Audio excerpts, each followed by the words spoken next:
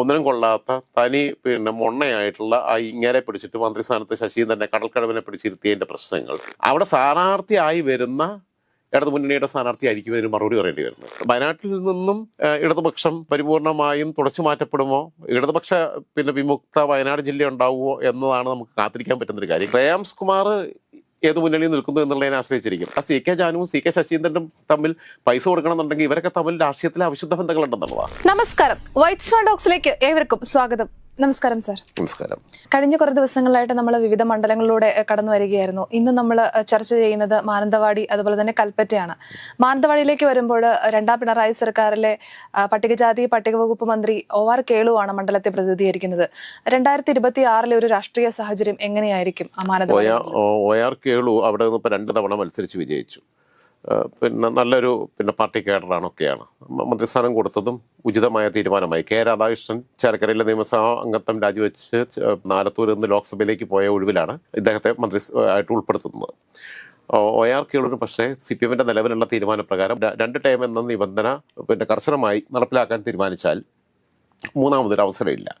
ഒരു പകരക്കാരനെ കണ്ടെത്താൻ ഒന്ന് നന്നായിട്ട് വേർക്കേണ്ടി വരും. അപ്പുറത്തും അത് തന്നെയാണ് സ്ഥിതി. ഇത് ആദ്യം ഈ മണ്ഡലം രൂപീകരിക്കപ്പെട്ട സമയത്ത് ആദ്യം അവിടെ നിന്ന് മത്സരിക്കുന്നത് വിജയിക്കുന്നത് CPM സ്ഥാനാർത്ഥിയാണ്. കമ്മ്യൂണിസ്റ്റ് പാർട്ടി ഓഫ് ഇന്ത്യയുടെയാണ്, CPI വിഭക്ത കമ്മ്യൂണിസ്റ്റ് പാർട്ടിയുടെ. അതിനുശേഷം പിന്നീട് തുടർച്ചയായിട്ട് ഇന്ത്യൻ നാഷണൽ കോൺഗ്രസ് കുറേ കാലം ജയിച്ചു. അവിടുന്ന് കെ രാഘവൻ മാസ്റ്റർ പലതവണ ജയിക്കുന്നു, അദ്ദേഹത്തിന്റെ ഭാര്യ പിന്നീട് മത്സരിച്ച് വിജയിക്കുന്നു, അങ്ങനെയൊക്കെ വരുന്നു. പിന്നെ അവിടെ നിന്ന് രണ്ടാമത് കമ്മ്യൂണിസ്റ്റുകാരനായിട്ട് വരുന്നത് KC കുഞ്ഞിരാമനാണ് 2006. അതിനുശേഷം 2011 അവിടെ നിന്ന് PK ജയലക്ഷ്മി മത്സരിച്ച് വിജയിക്കുന്നു. അന്ന് നിയമസഭാംഗങ്ങളിൽ ഇവർക്ക് ഒരു വനിതയെ മന്ത്രിയാക്കാൻ ആരും ഇല്ലാത്തതുകൊണ്ട് PK ജയലക്ഷ്മിയെ മന്ത്രിയാക്കുന്നു. കന്നി അംഗത്തിൽ മത്സരിച്ച് വിജയിച്ച PK ജയലക്ഷ്മി ഉമ്മൻചാണ്ടി മന്ത്രിസഭയിൽ മന്ത്രിയാവുന്നു. 12,000 വോട്ടിന്റെ ഭൂരിപക്ഷത്തിലാണ് അന്ന് PK ജയലക്ഷ്മി വിജയിക്കുന്നത്. പക്ഷേ ആ PK ജയലക്ഷ്മി 2016 തെരഞ്ഞെടുപ്പിൽ അവിടെ പരാജയപ്പെടുന്നു. അവിടെ പരാജയപ്പെടുന്നു എന്ന് പറയുമ്പോൾ തന്നെ ആലോചിക്കേണ്ട ഒരു കാര്യം, ചെറിയ മാർജിനിലാണ് പരാജയപ്പെടുന്നത്. ഇപ്പോഴത്തെ ആ മണ്ഡലത്തിന്റെ സ്ഥിതി എന്ന് പറയുമ്പോൾ പട്ടികവർഗ സംവരണമാണ്. ആ മണ്ഡലത്തിന്റെ ഒരു അവസ്ഥ എന്ന് പറയുമ്പോൾ ഒന്ന് വിശാലമായ ഒരു ഭൂവിസ്തൃതിയിലേറെ ആകെ വയനാട് ജില്ലയ്ക്കകത്ത് 3 മണ്ഡലമേ ഉള്ളൂ. ബാക്കിയുള്ളതെല്ലാം തോട്ടങ്ങളാണ്. ഒരു ജനപ്രതിനിധിക്ക് എല്ലാ സ്ഥലത്തും ഓടിയെത്താൻ തന്നെ വലിയ പ്രയാസമായിരിക്കും. കാരണം ഒരു 10 വീട് ഇവിടെയാണെന്നുണ്ടെങ്കിൽ ഒരു 10 വീട് 10 കിലോമീറ്റർ അപ്പുറത്തായിരിക്കും നിൽക്കുന്നത്. ഇങ്ങനെയുള്ളത് ഇപ്പം നിലമ്പൂർ മണ്ഡലത്തിൻ്റെ ഒക്കെ കാര്യം പറഞ്ഞ പോലെ തന്നെ ഭയങ്കര ഭൂവിസ്തൃതിയുള്ള സ്ഥലം. നിലമ്പൂർ മണ്ഡലത്തിൽ പകുതിയിലേറെയും ഫോറസ്റ്റാണ്. അപ്പം അങ്ങനെയുള്ളൊരു സവിശേഷമായിട്ടുള്ള ഒരു സ്ഥലമാണ്. പിന്നെ വയനാട് ജില്ല പൊതുവിൽ അഭിമുഖീകരിക്കുന്ന ഒരുപാട് പ്രശ്നങ്ങളുണ്ട്. മെഡിക്കൽ കോളേജ് ഇല്ലാത്തതിൻ്റെ പ്രശ്നമുണ്ട്. തുടങ്ങും വരുമെന്ന് വരുന്നല്ലാതെ ഇതുവരെ ഒന്നും ആയിട്ടില്ല. ഈ വയനാട്ടിൽ ഈ ബത്തേരി ആണെങ്കിലും കൽപ്പറ്റ ആണെങ്കിലും ഇവിടെയൊക്കെയുള്ള പ്രശ്നം, മാനന്തവാടി ആണെങ്കിലും ഒക്കെയുള്ള പ്രശ്നം, വയനാട്ടിൽ ഒരു ആക്സിഡന്റ് പറ്റിയാൽ ഒന്ന് എയർലിഫ്റ്റിങ്ങിന് പറ്റത്തില്ല. നമുക്കിനിപ്പോൾ അങ്ങനെ അല്ലെങ്കിൽ നമുക്ക് അതിനുള്ള സൗകര്യം ഇല്ല, ഹെലികോപ്റ്ററൊന്നും ഇല്ല. നമ്മൾ പൊതു ആരോഗ്യ മേഖല ലോകത്തിന് മാതൃകയാണെന്ന് പറയുമ്പോഴും മറ്റു പല സ്ഥലത്തും അത്തരം ഫെസിലിറ്റികൾ കൊണ്ടുവരുന്നുണ്ട്. ഇവിടെ വയനാട്ടിൽ ബൈ റോഡ് ഇവർ മെഡിക്കൽ കോളേജിലേക്ക് കോഴിക്കോട് മെഡിക്കൽ കോളേജിലോട്ട് പോകണമെന്നുണ്ടെങ്കിൽ ആ താമരശ്ശേരി ചുരത്തിൽ ട്രാഫിക്ക് കിടന്ന് ഈ രോഗി മരിക്കും. അതാണ് ഉണ്ടാവുന്നത്. ഒരു ആക്സിഡന്റ് പറ്റിയാലും എന്തെങ്കിലും അത്യാവശ്യം നിലയിലുള്ള ആളെ കൊണ്ടുവരാന്നുണ്ടെങ്കിൽ. അപ്പോൾ വയനാട് അഭിമുഖീകരിക്കുന്ന ഏറ്റവും വലിയ പ്രശ്നം എന്ന് പറയുന്നത് ആരോഗ്യ മേഖലയുമായിട്ട് ബന്ധപ്പെട്ട, പിന്നെ അവിടുത്തെ കാർഷികോൽപ്പന്നങ്ങളുടെ വിലയിടിവും ബാക്കിയുള്ള കാര്യങ്ങളും കൃഷിക്കാർക്ക് വേണ്ട സബ്സിഡി സമയത്തിന് നൽകാത്തതും അങ്ങനെയുള്ള ഒരുപാട് അടിസ്ഥാന പ്രശ്നങ്ങളുണ്ട്. ഇടക്കാലത്ത് ഇൻഫാം എന്ന് പറഞ്ഞ് ഈ പള്ളിയിലച്ചന്മാരൊക്കെ കൂടെ സംഘടനയൊക്കെ ഉണ്ടാക്കി അങ്ങനെ ഒരു പൊളിറ്റിക്കൽ പാർട്ടിയായിട്ട് മാറുന്ന സ്ഥിതിയൊക്കെ ഉണ്ടായിരുന്നു. വയനാട്ടിലെ ഈ മാനന്തവാടി മണ്ഡലത്തിലൊക്കെ ആണെങ്കിലും ഒന്ന് അധസ്ഥിത വർഗത്തിൽപ്പെട്ടവരേറെയുണ്ട്, പിന്നെ കുടിയേറ്റ കർഷകരാണ്. ക്രൈസ്തവ സമുദായങ്ങളായിട്ടുള്ള കുടിയേറ്റ കർഷകരൊക്കെയാണുള്ളത് കൂടുതലും അവിടെ വരുന്നത്. മൊത്തത്തിൽ വയനാട്ടിൻ്റെ ഒരു സ്വഭാവം അതാ.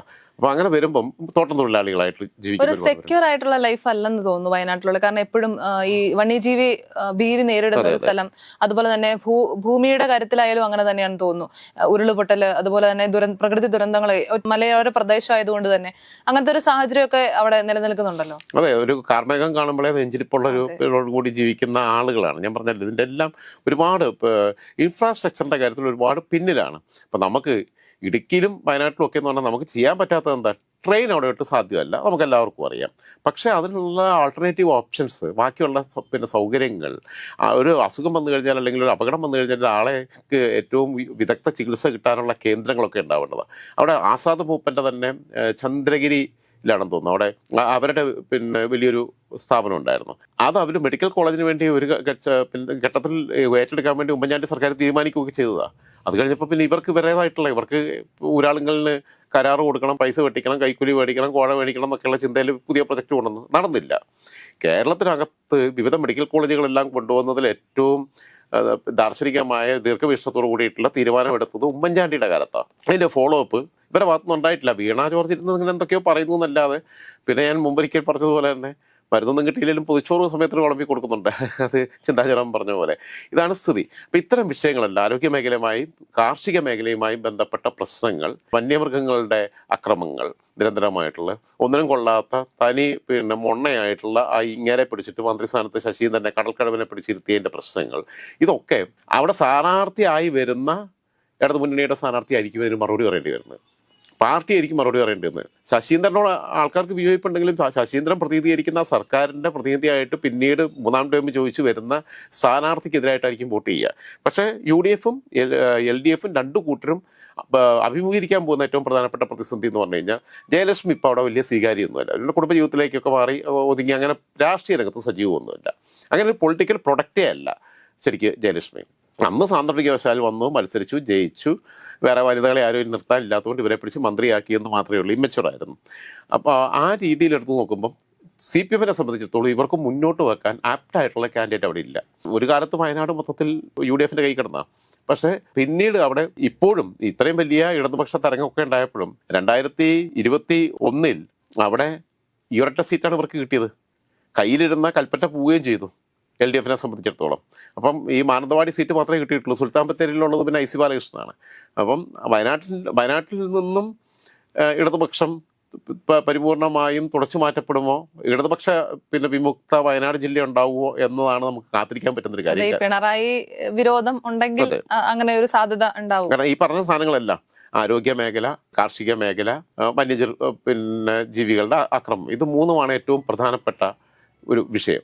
ഉന്നത വിദ്യാഭ്യാസ രംഗത്ത് അതിന് പറ്റിയിട്ടുള്ള നല്ല സ്ഥാപനങ്ങളുടെ കുറവുണ്ട്. അവിടെ ഉള്ള പിള്ളേരൊക്കെ പുറത്തു പോയിട്ടാണ് പഠിക്കുന്ന പലരും വരുന്നത്. പിന്നെ അവിടെ ഉണ്ടായിരുന്ന വെറ്ററിനറി കോളേജിലാണല്ലോ ആൾക്കൂട്ട കൊലപാതകമൊക്കെ ഉണ്ടായത്, സിദ്ധാർത്ഥൻ്റെ ഒക്കെ. അപ്പം അത്തരം വിഷയങ്ങളൊക്കെ, സിദ്ധാർത്ഥൻ്റെ വിഷയങ്ങളൊക്കെ ഉൾപ്പെടെയുള്ളത് അവിടെ ചർച്ച ചെയ്യപ്പെടാൻ ഇടയാവും. കാരണം ഈ അമ്മമാരുടെയൊക്കെ മനസ്സിൽ മക്കളെയൊക്കെ അങ്ങനെ ആക്രമിച്ച് കൊലപ്പെടുത്തിയവരുടെ രാഷ്ട്രീയ പ്രത്യയശാസ്ത്രത്തോട് സ്ത്രീകൾ പൊതുവെ അങ്ങനെ ഒരു സമീപനം സ്വീകരിക്കും. അപ്പം അങ്ങനെയൊക്കെ വരുമ്പോൾ ഒരു പക്ഷേ നല്ല കാൻഡിഡേറ്റിനെ നിർത്തിയാൽ UDF-ന് പിടിക്കാവുന്ന ഒരു സീറ്റാണ്. പക്ഷേ അതിന് നിർത്താൻ പറ്റുന്ന കാൻഡിഡേറ്റായിട്ട് രണ്ടു കൂട്ടരുടെ കയ്യിലും അതിന് പറ്റിയ ആളുകൾ ഇപ്പം ഇല്ല എന്നതാണ് അവർ അഭിമുഖീകരിക്കുന്ന പ്രതിസന്ധി. ഇനി കൽപ്പറ്റയിലേക്ക് വരുമ്പോൾ T. സിദ്ദിഖാണ് അവിടുത്തെ MLA. അത്യാവശ്യം ജനങ്ങളുടെ ഇടയിലേക്ക് ഇറങ്ങിച്ചെല്ലുന്ന ഒരു ജനപ്രതിനിധിയായിട്ടാണ് T. സിദ്ദിഖിനെ കാണുന്നത് നമ്മൾ. എങ്ങനെയായിരിക്കും അവിടുത്തെ ഒരു സാഹചര്യം, അല്ലെങ്കിൽ ഒരു സാധ്യത T. സിദ്ദിഖ് തന്നെയായിരിക്കുമോ അവിടെ തുടരുക? അവിടെ MP ശ്രേയാംസ് കുമാർ 2009 മുന്നണി വിട്ട MP ശ്രേയാംസ് കുമാർ കോഴിക്കോട് ലോക്സഭാ സീറ്റ്, ജനതാദളിൻ്റെ സീറ്റ്, സ്ഥിരമായി MP വീരേന്ദ്രകുമാർ മത്സരിച്ചുകൊണ്ടിരുന്ന സീറ്റ്, മുഹമ്മദ് റിയാസിന് മത്സരിക്കാൻ വേണ്ടി ആ സീറ്റ് ഫാരിസ് അബൂബക്കറിൻ്റെ ഒക്കെ ഇടനിലയിലാണെന്ന് പറയപ്പെടുന്നു. ശരിയാണെന്നുള്ളത് നമുക്കറിയില്ല. അന്ന് പിടിച്ചു വാങ്ങി അവിടെ റിയാസിനെ നിർത്തിയപ്പം ഇവർ മുന്നണി വിട്ടുപോയി. പക്ഷെ മാത്യു തോമസ് ഉൾപ്പെടെയുള്ളവർ പോയില്ല. അപ്പം ശ്രദ്ധിക്കേണ്ട ഒരു കാര്യം എന്ന് വെച്ചാൽ 2006 കൽപ്പറ്റയിൽ നിന്ന് മത്സരിച്ച് വിജയിച്ചത് ശ്രേയാംസ് കുമാറാണ്. അപ്പൻ ഇവിടെ കോഴിക്കോട് നിന്ന് MP ആവുന്നു, മകൻ കൽപ്പറ്റയിൽ നിന്ന് MLA ആവുന്നു. MP വീരേന്ദ്രകുമാർ ഫുൾ എന്തൊക്കെ പറഞ്ഞാലും അദ്ദേഹം ഗ്രന്ഥകാരനാണ്, ചിന്തകനാണ്, പ്രഭാഷകനാണ് ഒക്കെ ആവുമ്പോഴും അദ്ദേഹം പക്കാ പൊളിറ്റീഷ്യനായിരുന്നു. രാഷ്ട്രീയത്തിലെ നവദർശനങ്ങളൊക്കെ കൊണ്ടുവരുന്നതിലും അത്തരം കേരളത്തിലുടനീളം നടന്ന് പല പ്രഭാഷണങ്ങളിലും പ്രഭാഷണങ്ങൾ നടത്തുകയൊക്കെ ചെയ്തിട്ടുള്ള ആളാണ്. MP ശ്രേയാംസ് കുമാറിനെ സംബന്ധിച്ചിടത്തോളം വീരേന്ദ്രകുമാറിൻ്റെ മകൻ, പിന്നെ മാതൃഭൂമി പത്രം കയ്യിലുണ്ട്, ഒരുപാട് ബിസിനസ് ഉണ്ട് എന്നുള്ളതൊക്കെ മാത്രമേ ഉള്ളൂ. MP ശ്രേയാംസ് കുമാർ ഈ മുന്നണി വിട്ട സമയത്ത് ഇടതു മുന്നണിയിൽ നിന്ന് പോയി, അവർ ഒരു വിഭാഗം അങ്ങനെ പോയി കഴിഞ്ഞു. പിന്നീട് MP വീരേന്ദ്രകുമാർ പാലക്കാട് ലോക്സഭയ്ക്ക് മത്സരിച്ച് പരാജയപ്പെട്ടു. അദ്ദേഹത്തിൻ്റെ മരണശേഷം പിന്നീട് ശ്രേയാംസ് കുമാർ തിരിച്ച്, വായിക്കൊള്ളാത്തൊരു പേരാണ് അവരെ പാർട്ടിയുടെ പേര്, ലോക് താന്ത്രിക് കോൺഗ്രസ് അങ്ങനെ എന്തൊക്കെ പറഞ്ഞിട്ടുള്ള ലോക് താന്ത്രിക് ജനതാദളുണ്ടോ അങ്ങനെ എന്തോ. അപ്പം MP ശ്രേയാംസ് കുമാർ രാജ്യസഭാ സീറ്റ് പ്രതീക്ഷിച്ചിരുന്നു, കിട്ടിയില്ല. അവർക്ക് മന്ത്രിസ്ഥാനവും കിട്ടിയിട്ടില്ല. അപ്പോൾ അതിനകത്ത് മുന്നണിക്കകത്ത് അവർ UDF വിട്ട് LDF-ൽ തിരിച്ചു വന്നപ്പം മാന്യമായ ഒരു അക്കോമഡേറ്റ് ചെയ്തിട്ടില്ല എന്ന രീതിയിലുള്ള ഒരു പ്രയാസം അവർക്കുണ്ട്. തെരഞ്ഞെടുപ്പ് എടുക്കുമ്പോൾ UDF-ന് സാധ്യതയുണ്ടോ എന്ന് കാണുന്ന സമയത്ത് അവർ UDF-ഉമായിട്ട് ഇപ്പോൾ ചർച്ചകൾ ആരംഭിച്ചു കഴിഞ്ഞിരിക്കുന്നു എന്നാണ് ഞാൻ മനസ്സിലാക്കുന്നത്. അങ്ങനെ വന്നു കഴിഞ്ഞാൽ ഇപ്പം കഴിഞ്ഞ തവണ ശ്രേയാംസ് കുമാർ LDF-ന്റെ സ്ഥാനാർത്ഥിയായിട്ട് മത്സരിച്ചപ്പോൾ ശ്രേയാംസ് കുമാർ ആയതുകൊണ്ട് പരാജയപ്പെട്ടതാണ് സത്യത്തിൽ. അവിടെ 2016 അവിടെ നിന്ന് മത്സരിച്ച് വിജയിച്ച CK ശശീന്ദ്രൻ അവിടുത്തെ MLA ആയിരുന്ന CK ശശീന്ദ്രൻ. CK ശശീന്ദ്രൻ പിന്നെ പശുവിനെയൊക്കെ കറന്ന് പാൽ കൊടുക്കുന്ന ഫോട്ടോ ഒക്കെ വെച്ചിട്ടൊക്കെയാണ് വിജയിച്ചത്. ചെരുപ്പിടാതെ നടക്കുന്നുള്ളത്, ചെരുപ്പിട്ടോ ഇല്ല എന്നുള്ളതല്ല. CK ജാനുവിന് ശശീന്ദ്രൻ കാറ് വാങ്ങാൻ വേണ്ടി ലക്ഷങ്ങൾ കടം കൊടുത്ത കഥ പിന്നീട് പുറത്തു വന്നു വാർത്തകൾ. അപ്പോൾ വായ്പയായിട്ട് കൊടുത്തതാന്ന് പറഞ്ഞു. പക്ഷേ എതിർ രാഷ്ട്രീയ ധ്രുവത്തിൽ നിൽക്കുന്ന CK ജാനുവുമായി മുത്തങ്ങ സമരത്തിന് നേതൃത്വം കൊടുത്തൊരു പാവപ്പെട്ട ആദിവാസിയെയും ഒരു കുടുംബം പറ്റാൻ വേണ്ടി പോലീസുകാരനായ ഒരു പാവപ്പെട്ട പോലീസുകാരനെയും പിന്നെ മരണത്തിനിടയാക്കി അനാവശ്യ സമരങ്ങൾക്ക് നേതൃത്വം കൊടുത്ത CK ജാനു, ഒരു ക്രെഡിബിലിറ്റി ഇല്ലാത്ത ആ CK ജാനുവും CK ശശീന്ദ്രനും തമ്മിൽ പൈസ കൊടുക്കണമെന്നുണ്ടെങ്കിൽ ഇവരൊക്കെ തമ്മിൽ രാഷ്ട്രീയത്തിലെ അവിശുദ്ധ ബന്ധങ്ങളുണ്ടെന്നുള്ളതാണ്. എന്തായിരുന്നാലും CK ശശീന്ദ്രൻ 2021 രണ്ടാമതേ മത്സരിക്കാൻ അവസരം ഉണ്ടായിരിക്കെ ഇവരെ മുന്നണിയിൽ അക്കോമഡേറ്റ് ചെയ്യുന്നതിന്റെ ഭാഗമായിട്ട് സിറ്റിംഗ് MLA ആയിട്ടുള്ള CK ശശീന്ദ്രൻ മാറി, ഒരു ടൈം മാത്രം MLA ആയ CK ശശീന്ദ്രൻ മാറി. അദ്ദേഹം തെരഞ്ഞെടുപ്പ് കമ്മിറ്റി കൺവീനറായി ശ്രേയാംസ് കുമാറിന്റെ പ്രചാരണം നയിച്ചു. അതിൽ ഏറ്റവും വലിയ രസമുള്ള കാര്യം എന്ന് വെച്ച് കഴിഞ്ഞാൽ ശ്രേയാംസ് കുമാറിന്റെ പിന്നെ അവിടുത്തെ തോട്ടത്തിനെതിരെ, അവരുടെ കാലങ്ങളായിട്ട് അവരുടെ കയ്യിലുള്ള ഒരു വലിയ ലാൻഡ് ലോഡ്സാണ്, അവരുടെ തോട്ടത്തിനകത്ത് അത് പിന്നെ വനം കയ്യേറിയിട്ടുണ്ട് എന്ന് പറഞ്ഞ് സമരം നടത്തി വരാം CPM.